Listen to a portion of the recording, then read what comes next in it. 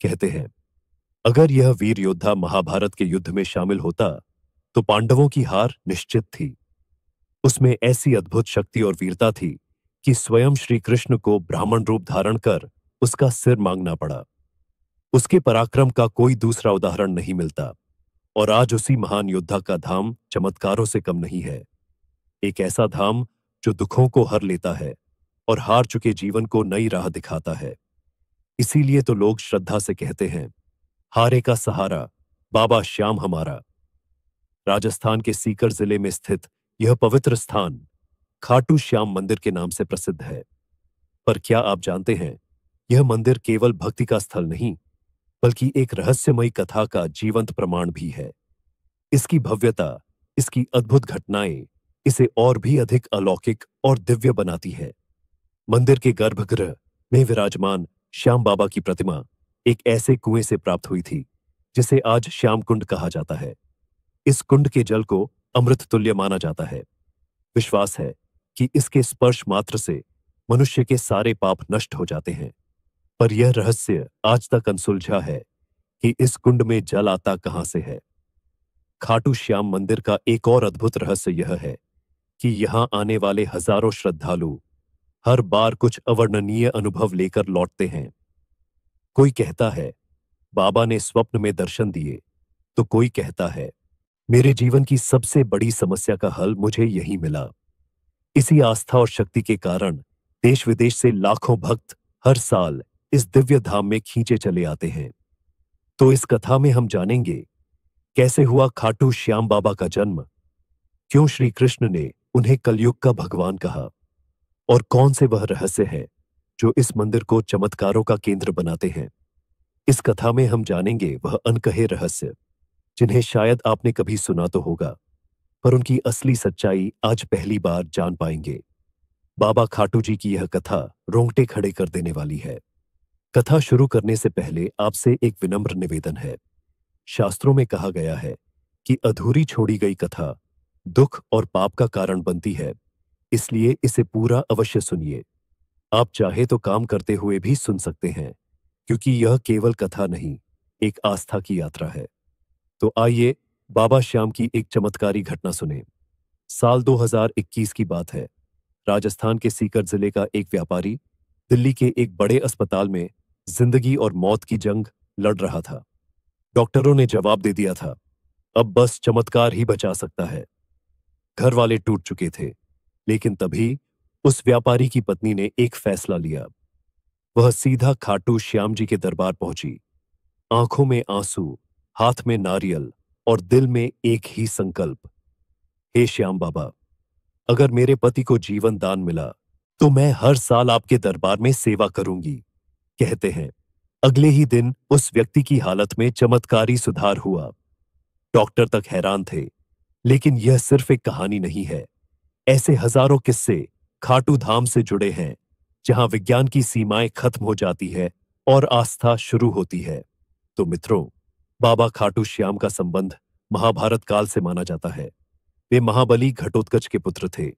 जन्म से ही अद्भुत, साहसी और अद्वितीय शक्ति से संपन्न कथा की शुरुआत होती है उस अंधकारमय युग से, जब कौरवों और पांडवों के बीच का द्वेष अपने चरम पर था। हस्तिनापुर का राजमहल अब धर्म का नहीं, बल्कि राजनीति, ईर्ष्या और षड्यंत्रों का केंद्र बन चुका था। दुर्योधन के हृदय में पांडवों के प्रति जलन और भय दिन ब दिन बढ़ता जा रहा था। उसे यह आशंका सताती थी कि यदि युधिष्ठिर को राज्य मिल गया तो कौरवों की सत्ता सदा के लिए समाप्त हो जाएगी और वह स्वयं एक सेवक बनकर रह जाएगा। यही भय, यही ईर्ष्या उसे एक भयानक योजना की ओर ले गई, पांडवों का अंत करने की योजना। भीष्म पितामह ने जब धृतराष्ट्र को युधिष्ठिर के राज्याभिषेक का सुझाव दिया, तो दुर्योधन ने अपने शब्दों का विष धृतराष्ट्र के मन में उंडेल दिया। उसने कहा, पिताश्री, यदि एक बार युधिष्ठिर राजा बन गया तो फिर यह सिंहासन सदा के लिए हमारे हाथ से निकल जाएगा। धृतराष्ट्र जानते थे कि युधिष्ठिर योग्य हैं, परंतु पुत्र मोह ने उन्हें सत्य से अंधा कर दिया और इसी मोह ने उन्हें एक ऐसा निर्णय लेने पर मजबूर किया जिसने इतिहास की धारा ही बदल दी। उन्होंने पांडवों को वाराणावत भेजने का आदेश दिया। पर यह यात्रा कोई साधारण यात्रा नहीं थी। यह एक षड्यंत्र था, लाक्षागृह का षड्यंत्र, जहां उन्हें जलाकर भस्म कर देने की योजना बनाई गई थी। यह एक घातक जाल था। दुर्योधन ने वाराणावत में एक महल बनवाया। ऐसा महल जो बाहर से तो वैभवशाली दिखता था, लेकिन भीतर से एक अग्निपाश था। लाक्षागृह यानी वह भवन लाख, चर्बी, सूखी घास और अन्य ज्वलनशील वस्तुओं से बना था। उसका इरादा था कि एक रात जब पांडव गहरी नींद में हो, उस महल को आग लगाकर उन्हें सदा के लिए समाप्त कर दिया जाए। लेकिन नियति ने इस षड्यंत्र को असफल करने के लिए एक और योजना रची थी, और उसमें शामिल थे विदुर। उन्हें इस षड्यंत्र का आभास हुआ और उन्होंने पांडवों को गुप्त संकेतों में आगाह किया। विदुर ने सुरंग खुदवाने वाले कारीगर को भेजा और कहा कि एक गुप्त रास्ता वन तक बनवा लिया जाए, ताकि आपातकाल में जीवन बचाया जा सके। फिर वह रात आई जब पुरोचन ने महल को अग्नि के हवाले करने की योजना बनाई। लेकिन इस योजना से पहले ही भीम ने प्रतिकार किया। अग्नि वहीं फैली, लेकिन अपने साथ पुरोचन, उसकी योजना और निर्दोष भीलनी को भी ले गई। उधर पांडव सुरक्षित सुरंग से निकलकर हिंडनी नदी के किनारे पहुंचे और विदुर द्वारा भेजी गई नौका में सवार होकर दूर एक घने जंगल में जा पहुंचे। और यहीं से प्रारंभ होती है एक नई कथा, एक वीर योद्धा, एक राक्षसी कन्या और एक ऐसे पुत्र की गाथा जो आगे चलकर 3 बाणों से युद्ध का रुख बदलने की शक्ति रखता था। इस जंगल में रहते थे हिडिंब और उसकी बहन हिडिंबा। हिडिंब एक नरभक्षी राक्षस था जो मानव मांस खाकर जीता था। उसने अपनी बहन को आदेश दिया कि जंगल में विचरते पांडवों को मारकर उसका भोजन तैयार करे। लेकिन नियति ने इस कहानी को कुछ और ही रूप देना तय किया था। जब हिडिंबा भीम के सामने पहुंची तो वह उसके वीर व्यक्तित्व और तेजस्विता पर मोहित हो गई। राक्षसी होते हुए भी उसके भीतर प्रेम की एक ज्योति जल उठी। भीम की रक्षा करते हुए हिडिंबा अपने भाई से विरोध कर बैठी। इससे नाराज होकर हिडिंब ने भीम पर आक्रमण किया और फिर शुरू हुआ एक घमासान संग्राम। यह युद्ध शक्ति और छल का नहीं, बल्कि धर्म और अधर्म के बीच था। अंततः भीम ने हिडिंब को परास्त कर मार गिराया। इसके बाद हिडिंबा ने भीम के सामने विवाह का प्रस्ताव रखा। पहले तो भीम ने उसे अस्वीकार कर दिया, लेकिन जब माता कुंती ने हस्तक्षेप किया और एक शर्त रखी कि विवाह के बाद संतान प्राप्ति तक ही वह साथ रहे, तो यह विचित्र विवाह संपन्न हुआ। जंगल में उनका गांधर्व विवाह हुआ और वहीं जन्म हुआ एक तेजस्वी बालक का, घटोत्कच। घटोत्कच का व्यक्तित्व भीम जैसा ही था, बलशाली, पराक्रमी और न्यायप्रिय। कालांतर में उसका विवाह दैत्यराज मुरा की पुत्री अहिल्यावती से हुआ और उनके 2 पुत्र हुए, अंजना अप्रवाह और बर्बरीक। बर्बरीक जो आगे चलकर बाबा खाटू श्याम कहलाए। बर्बरीक के जन्म के साथ ही प्रकृति में अनेक चमत्कार हुए थे। जन्म के समय ही आकाश में दिव्य प्रकाश फैल गया। देवताओं के मृदंग बज उठे, वृक्ष फल फूलों से लद गए, नदियां मधुर संगीत बजाने लगीं और पशु पक्षी आनंद में नृत्य करने लगे। यह सब इस बात का प्रमाण था कि कोई दिव्य आत्मा धरती पर अवतरित हुई है। बचपन से ही बर्बरीक में अद्भुत शक्तियां थीं। जब वह मात्र 5 वर्ष के थे, तब उसने एक हाथी को केवल अपनी मुट्ठी के बल पर रोक दिया था। 10 वर्ष की आयु में उसने एक दिन में 100 राक्षसों का वध कर दिया था। मां मोरवी ने अपने पुत्र को सिखाया था, हे पुत्र, जीवन में हमेशा याद रखना कि सबसे बड़ा धर्म है हारे हुए की सहायता करना। जो निर्बल है, जो असहाय है, जो संकट में है, उसके साथ खड़े होना ही सच्चा धर्म है। मां के इन शब्दों को बर्बरीक ने अपने हृदय की गहराई में बसा लिया था। वह जानता था कि उसकी शक्ति का उपयोग कमजोरों की रक्षा के लिए करना है। जब बर्बरीक 16 वर्ष का हुआ, तब उसने घोर तपस्या की। हिमालय की ऊंची चोटियों पर, जहां सिवाय बर्फ के कुछ नहीं था, वहां उसने भगवान शिव की आराधना की। महीनों तक केवल हवा पीकर, बिना भोजन के वह तपस्या में लीन रहा। भगवान शिव प्रसन्न हुए और उन्होंने बर्बरीक को 3 अद्भुत बाण प्रदान किए। ये बाण साधारण नहीं थे, ये दिव्य थे, चमत्कारी थे। पहला बाण, यह शत्रु के सभी कमजोर स्थानों को चिन्हित करता था। जहां भी यह निशाना लगाता, वहां लाल रंग का चिन्ह बन जाता था। दूसरा बाण, यह मित्रों और रक्षणीय व्यक्तियों को पहचानकर उन्हें चिन्हित करता था। उन पर नीले रंग का निशान बनता था। तीसरा बाण, यह सबसे शक्तिशाली था। यह लाल निशान वाले सभी स्थानों को एक साथ भेद कर शत्रुओं का संहार करता था और नीले निशान वाले सभी को सुरक्षित कर देता था। माता मोरवी ने, जो स्वयं एक नाग कन्या थीं, अपने पुत्र को एक दिव्य धनुष प्रदान किया। यह धनुष इतना शक्तिशाली था कि इसकी टंकार से ही शत्रु भयभीत हो जाते थे। इस धनुष का नाम था महाकाल दंड। इस धनुष की विशेषता यह थी कि यह कभी नहीं चूकता था। जो भी लक्ष्य बर्बरीक मन में सोचता, वो तुरंत उस तक पहुंच जाता था।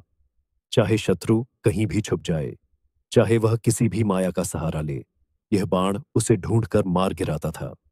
जब महाभारत के युद्ध की घोषणा हुई, तब बर्बरीक के हृदय में भी युद्ध में भाग लेने की इच्छा जगी। उसने सोचा, यह तो धर्म और अधर्म का युद्ध है, मुझे इसमें अवश्य भाग लेना चाहिए। लेकिन प्रश्न था, किस पक्ष में? बर्बरीक के मन में कोई शंका नहीं थी। उसकी मां ने जो संस्कार दिए थे, उसके अनुसार उसे हमेशा हारने वाले का साथ देना था। वह अपने नीले घोड़े पर सवार होकर कुरुक्षेत्र की ओर चल पड़ा। रास्ते में जो भी उसे मिलता, वह पूछता, कुरुक्षेत्र में कौन जीत रहा है? सभी का एक ही उत्तर था, पांडव निर्बल हैं, कौरव शक्तिशाली हैं। यह सुनकर बर्बरीक का निर्णय और भी पक्का हो गया। वह पांडवों का साथ देगा। कुरुक्षेत्र के पास पहुंचकर बर्बरीक ने एक वटवृक्ष के नीचे विश्राम किया। वहां उसे एक युवा ब्राह्मण मिला, जो अत्यंत सुंदर और तेजस्वी था। उसकी आंखों में अद्भुत गहराई थी, मुस्कान में दिव्य चमक थी। यह ब्राह्मण कोई और नहीं, स्वयं भगवान कृष्ण थे, जो बर्बरीक की परीक्षा लेने आए थे। वत्स, ब्राह्मण ने मधुर स्वर में कहा, तुम कहां जा रहे हो और यह 3 बाण लेकर क्या करोगे? क्या तुम्हें लगता है कि मात्र 3 बाणों से तुम युद्ध जीत सकते हो? बर्बरीक ने विनम्रता से उत्तर दिया, हे ब्राह्मण देव, ये कोई साधारण बाण नहीं है।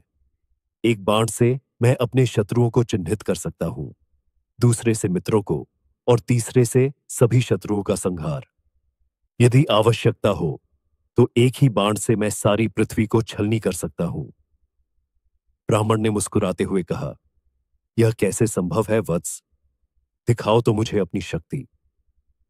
उन्होंने पास के एक विशाल पीपल वृक्ष की ओर इशारा किया और कहा, इस वृक्ष के सभी पत्तों को छेद दो, लेकिन ध्यान रहे, एक भी पत्ता नष्ट नहीं होना चाहिए, केवल छेद होना चाहिए। बर्बरीक ने अपने पहले बाण को धनुष पर चढ़ाया।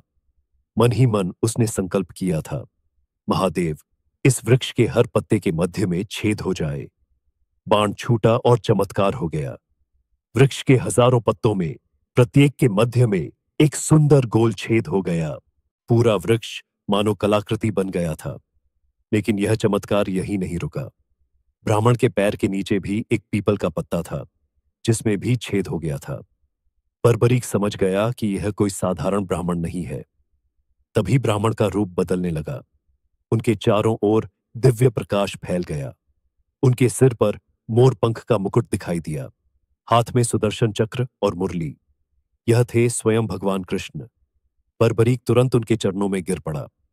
हे जगन्नाथ, हे कृष्णा, आपने मुझ पर कृपा की, लेकिन मैं समझ नहीं पा रहा कि आप मुझसे क्या चाहते हैं।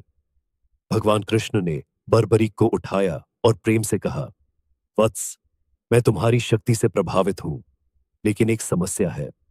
तुम्हारी शक्ति इतनी महान है कि यदि तुम युद्ध में भाग लोगे तो पूरा युद्ध असंतुलित हो जाएगा। भगवान कृष्ण ने समझाया, तुमने कहा था कि तुम हारने वाले का साथ दोगे, लेकिन सोचो, यदि तुम पांडवों के साथ मिलकर कौरवों को हरा दोगे तो फिर कौरव हारने वाले हो जाएंगे। तब तुम्हारा धर्म होगा कौरवों का साथ देना, और यदि तुम कौरवों का साथ दोगे तो पांडव हार जाएंगे। तब तुम्हें पांडवों का साथ देना होगा। इस तरह तुम अकेले ही पूरा युद्ध लड़ोगे और सभी महारथी केवल तमाशबीन बनकर रह जाएंगे।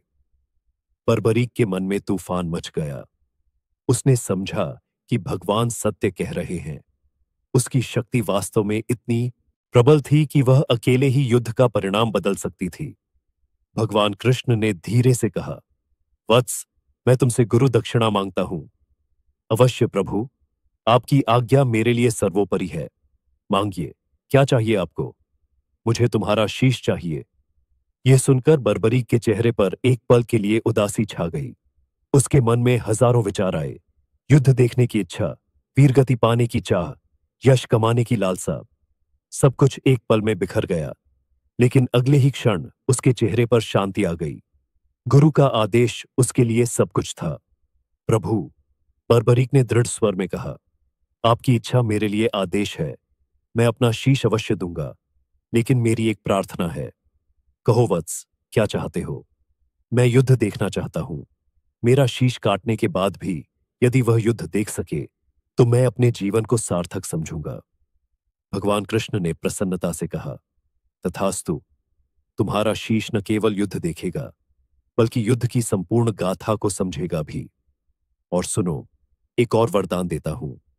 कलयुग में तुम मेरे नाम से पूजे जाओगे। लोग तुम्हें श्याम कहकर पुकारेंगे। बर्बरीक ने अपनी तलवार निकाली। भगवान कृष्ण के सामने झुकते हुए उसने कहा, हे कृष्णा, यह शीश आपको समर्पित है। इसे स्वीकार कीजिए। एक ही वार में बर्बरीक ने अपना शीश काट दिया। आकाश से पुष्प बरसने लगे, देवताओं के मृदंग बजे और एक दिव्य प्रकाश चारों ओर फैल गया। कटा हुआ शीश भूमि पर गिरा, लेकिन उसकी आंखें खुली रहीं, चेहरे पर तेज बना रहा। भगवान कृष्ण ने उस शीश को उठाकर कुरुक्षेत्र के युद्ध क्षेत्र के पास एक ऊंचे स्थान पर रखा, जहां से संपूर्ण युद्ध दिखाई देता था। 18 दिन तक चले महाभारत के युद्ध में बर्बरीक का शीश सब कुछ देखता रहा। उसने देखा कि कैसे महान योद्धा एक एक करके मृत्यु को प्राप्त होते गए। उसने देखा भीष्म का शरशय्या, अर्जुन की वीरता, कर्ण का दान, द्रोणाचार्य का त्याग, लेकिन सबसे बढ़कर उसने देखा भगवान कृष्ण की लीला। कैसे वे धर्म की स्थापना के लिए हर पल युद्ध को संचालित कर रहे थे। युद्ध समाप्त होने पर जब पांडवों में विवाद हुआ कि सबसे बड़ा योद्धा कौन था, तब भगवान कृष्ण ने बर्बरीक के शीश से पूछा, तुमने पूरा युद्ध देखा है, बताओ सबसे महान योद्धा कौन था? बर्बरीक के शीश ने उत्तर दिया, प्रभु, मैंने देखा कि युद्ध में केवल आपका सुदर्शन चक्र और द्रौपदी के बाल दिखाई दे रहे थे। चक्र शत्रुओं का संहार कर रहा था और द्रौपदी के बाल धर्म की रक्षा कर रहे थे। बाकी सभी योद्धा तो केवल निमित्त मात्र थे। यह सुनकर सबको समझ आया कि युद्ध का वास्तविक संचालक भगवान कृष्ण थे। युद्ध समाप्त होने के बाद बर्बरीक का शीश रहस्यमय रूप से गायब हो गया। कहा जाता है कि वह आकाश मार्ग से उड़ता हुआ राजस्थान की दिशा में चला गया। सैकड़ों वर्ष बीत गए। कलयुग का प्रभाव बढ़ने लगा। धर्म की हानि होने लगी, अन्याय बढ़ने लगा, लोग दुखी होने लगे। तब भगवान कृष्ण के वरदान के अनुसार बर्बरीक का समय आया कलयुग में अवतरित होने का। राजस्थान के रिंग्स नामक स्थान पर एक धर्मात्मा ब्राह्मण रहता था। उसका नाम था ज्योतिष शास्त्री पंडित सोमदत्त। वह नित्य पूजा पाठ करता था, गरीबों की सेवा करता था। एक रात उसे स्वप्न आया।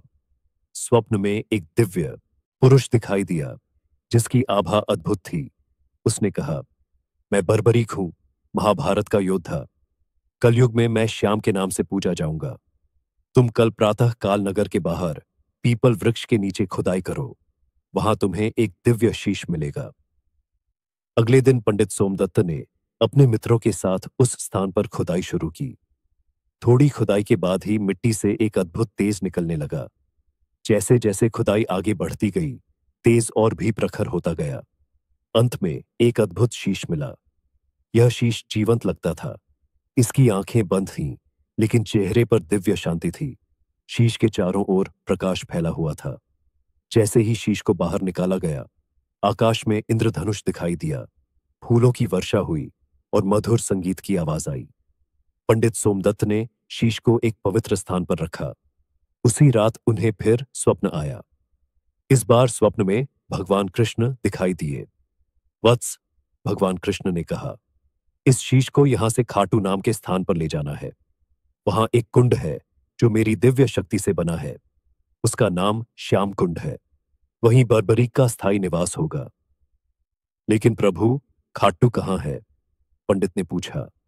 तुम केवल शीश को लेकर चलते जाओ। जहां शीश रुकना चाहेगा, समझ जाना कि वही स्थान है। पंडित सोमदत्त ने शीश को एक दिव्य पट्टी पर रखा और यात्रा शुरू की।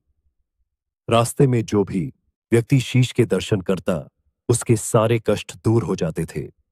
बीमार व्यक्ति ठीक हो जाते, दुखी लोगों को शांति मिलती। कई दिन की यात्रा के बाद जब वे एक सुंदर स्थान पर पहुंचे, तो शीश अचानक भारी हो गया। कितनी भी कोशिश करने पर वह आगे नहीं बढ़ सका। समझ में आ गया कि यही वह स्थान है। वहां एक प्राकृतिक कुंड था, जिसका पानी अत्यंत शुद्ध और निर्मल था। स्थानीय लोग इसे श्याम कुंड कहते थे। उस समय खाटू गांव का राजा था, राजा रूप सिंह चौहान। जब उन्हें इस चमत्कारी शीश के बारे में पता चला, तो वे तुरंत दर्शन के लिए आए। शीश के दर्शन करते ही राजा के मन में अपार श्रद्धा जग गई। उन्होंने तुरंत वहां एक भव्य मंदिर बनवाने का निर्णय लिया। मंदिर का निर्माण अद्भुत तरीके से हुआ। दिन में जितना काम होता, रात में उससे दुगुना काम अपने आप हो जाता। मजदूर कहते कि रात में दिव्य शक्तियां काम करती दिखाई देती थीं। जब मंदिर तैयार हो गया और शीश को वहां स्थापित किया गया, तो पहली बार आरती का आयोजन हुआ। राजा रूप सिंह चौहान ने स्वयं आरती उतारी। आरती के दौरान एक अद्भुत चमत्कार हुआ। शीश की आंखें खुल गईं और उन आंखों में इतना तेज था कि सभी लोग चकित रह गए। ऐसा लगता था जैसे कोई जीवंत व्यक्ति सामने बैठा हो। उसी दिन से यह परंपरा शुरू हुई कि श्याम बाबा नित्य अपने भक्तों के दर्शन देते हैं। उनकी आंखों में वही दया भाव है जो महाभारत के समय था। वही करुणा है जो हारे हुए के लिए थी। मंदिर और भविष्य से जुड़े रहस्य। श्याम कुंड में एक विशेष रहस्य है। इसका पानी कभी कम नहीं होता, कभी ज्यादा नहीं होता। हजारों लोग रोज इसमें स्नान करते हैं, लेकिन पानी का स्तर वहीं रहता है। वैज्ञानिकों ने इसकी जांच की, लेकिन कोई भूमिगत जल स्रोत नहीं मिला। यह रहस्य आज भी बना हुआ है। कहा जाता है कि यह कुंड सीधे क्षीर सागर से जुड़ा है, जहां भगवान विष्णु विराजते हैं। इसीलिए इसका पानी कभी समाप्त नहीं होता। श्याम बाबा की मूर्ति के ठीक नीचे एक गुप्त कक्ष है। कहा जाता है कि वहां बर्बरीक के तीनों दिव्य बाण रखे हुए हैं। यह कक्ष तब तक नहीं खुलेगा जब तक कलयुग में धर्म का सर्वनाश नहीं हो जाता। जब कलयुग के अंत में पाप अपने चरम पर पहुंचेगा, तब यह कक्ष खुलेगा और श्याम बाबा अपने दिव्य बाणों के साथ धर्म की स्थापना करेंगे। भविष्य पुराण में लिखा है कि कलयुग के अंत में एक नील घोड़े पर सवार होकर एक योद्धा आएगा जो धर्म की स्थापना करेगा। श्याम बाबा के भक्त मानते हैं कि यह योद्धा श्याम बाबा ही होंगे। मंदिर के पुराने शिलालेखों में एक नील घोड़े का चित्र है, जिस पर एक योद्धा सवार है। यह चित्र रहस्यमय है और इसका अर्थ आज तक कोई नहीं समझ सका। श्याम बाबा के 11 नाम हैं और यह संख्या भी रहस्यमय है। इन 11 नामों में छुपी हुई है कलयुग की संपूर्ण गाथा। प्रत्येक नाम एक युग की समस्या का समाधान है। जब कोई भक्त पूरी श्रद्धा के साथ इन 11 नामों का जाप करता है, तो उसकी सभी समस्याएं हल हो जाती हैं। लेकिन यह तभी संभव है जब भक्त का हृदय पूर्णतः शुद्ध हो। श्याम बाबा से जुड़ी कुछ संख्याएं विशेष हैं। मंदिर में 108 सीढ़ियां हैं। श्याम कुंड का व्यास 51 फीट है। मुख्य गुंबद की ऊंचाई 108 फीट है। ये संख्याएं केवल संयोग नहीं है। हिंदू धर्म में इन संख्याओं का विशेष महत्व है। 108 ब्रह्मांड की संपूर्णता का प्रतीक है और 51 शक्तिपीठों की संख्या है। ज्योतिषियों के अनुसार श्याम बाबा का मंदिर एक विशेष ज्योतिषीय स्थान पर बना है। यहाँ 5 ग्रहों की शक्तियां केंद्रित होती हैं। फाल्गुन मास की एकादशी के दिन यहाँ विशेष ऊर्जा होती है। इस दिन श्याम बाबा की शक्ति चरम पर होती है। श्याम बाबा से जुड़े रंग नीला, पीला और लाल, ये सभी के विशेष अर्थ हैं। नीला रंग विष्णु का है, पीला ज्ञान का और लाल शक्ति का। भक्त जब इन रंगों के कपड़े पहनकर आते हैं, तो उनका श्याम बाबा के साथ विशेष तालमेल बनता है। शास्त्रों के अनुसार जब कलयुग अपने अंतिम चरण में पहुंचेगा, तब धर्म लगभग समाप्त हो जाएगा। उस समय श्याम बाबा पूर्ण रूप से प्रकट होंगे। वे अपने 3 दिव्य बाणों के साथ आएंगे और अधर्म का नाश करेंगे। यह होगी कलयुग की अंतिम लड़ाई। भविष्य पुराण में लिखा है कि एक नील घोड़ा आकाश से उतरेगा। उस पर श्याम बाबा सवार होंगे। उनके हाथ में अपना दिव्य धनुष होगा। वे एक ही बाण से सारे संसार के पापियों का नाश करेंगे और धर्म की स्थापना करेंगे। श्याम बाबा के इस अवतरण के बाद सत्ययुग शुरू होगा। फिर से धर्म, सत्य और न्याय का राज्य होगा। लोग प्रेम से रहेंगे, कोई दुख नहीं होगा। तो मित्रों, अब शुरू होता है इस कथा का सबसे महत्वपूर्ण भाग, खाटू श्याम मंदिर के अद्भुत चमत्कारों और मंदिर के निर्माण की दिव्य कथा का। आइए, मन को एकाग्र करें और श्रद्धा के साथ इस पावन प्रसंग को सुनें। श्यामकुंड से कुछ ही दूरी पर स्थित है 2 और पवित्र स्थल, गौरी शंकर मंदिर और गोपीनाथ मंदिर। इनमें से गौरी शंकर मंदिर के साथ जुड़ी एक कथा दिल को झकझोर कर रख देती है। यह घटना तब की है जब मुगल सम्राट औरंगजेब की सेना ने इस पावन स्थल को निशाना बनाया था। धार्मिक स्थलों को नष्ट करना उसकी नीति थी और खाटू भी उसकी लिस्ट में आ गया था। उसकी सेना जब इस मंदिर को गिराने पहुंची तो सबसे पहले शिवलिंग पर भालों से प्रहार किया गया। परंतु उस क्षण कुछ ऐसा घटित हुआ जिसे देखकर सैनिकों की रूह कांप उठी। जैसे ही भाले शिवलिंग से टकराए, वहां से रक्त की धार फूट पड़ी। यह कोई कल्पना नहीं थी। वहां उपस्थित सैकड़ों लोगों ने स्वयं अपनी आंखों से वह दृश्य देखा। यह मानो शिवजी का प्रत्यक्ष आक्रोश था जो उन्हें अपनी रक्षा के लिए जगाना पड़ा। सैनिक घबरा गए, उनके हाथ कांपने लगे और वे डर के मारे वहीं से भाग खड़े हुए। और आज भी, सैकड़ों साल बीत जाने के बाद भी, उस शिवलिंग पर भाले के निशान स्पष्ट रूप से देखे जा सकते हैं। वह घाव जो उस दिन धर्म की रक्षा में स्वयं भगवान ने झेले थे। इस घटना के बाद किसी भी आक्रमणकारी की हिम्मत नहीं हुई कि वह इस धाम की ओर आंख उठाकर भी देखे। आइए, अब आपको बताते हैं उस खास निशान के बारे में जो बड़े ही भक्तिभाव से श्री खाटू श्याम मंदिर में चढ़ाया जाता है। बाबा श्याम के दरबार में निशान चढ़ाना यह केवल रस्म नहीं, बल्कि श्रद्धा, समर्पण और विश्वास का प्रतीक है। भक्त बाबा के चरणों में मन्नत लेकर आते हैं और कहते हैं, हे लखदातार, जब मेरी मुराद पूरी होगी तब मैं निशान लेकर लौटूंगा। कुछ भक्त इसे पहले ही अर्पित कर देते हैं। यह विश्वास की यात्रा है। निशान केवल कपड़े का टुकड़ा नहीं, बल्कि बलिदान, अमर प्रेम और विजय का प्रतीक है। बर्बरीक ने श्री कृष्ण के आदेश पर धर्म की रक्षा के लिए शीश दान दिया था और यही बलिदान इस ध्वज में जीवित है। ध्वज के केसरिया, नारंगी और लाल रंग क्रमशः त्याग, शक्ति और भक्ति का प्रतीक है। इस निशान को चढ़ाने से भक्तों की मन्नत पूरी होती है, हर कष्ट दूर होते हैं और जीवन में मंगल और शांति छा जाती है। कई निशानों पर मोर पंख और नारियल सजाए जाते हैं जो पवित्रता और सौभाग्य का प्रतीक है। भक्त नंगे पांव रिंग से खाटू धाम तक 18 किमी यात्रा करते हैं। रास्ते में गूंजते हैं भजन, कीर्तन और श्याम नाम की जयकार और यह आध्यात्मिक अनुभव बन जाता है। यह यात्रा विशेष रूप से फाल्गुन के लक्खी मेले में चरम पर होती है। हर दिशा से आते निशान और गूंजता श्याम नाम। हृदय में बस एक विश्वास, बाबा सबकी सुनते हैं।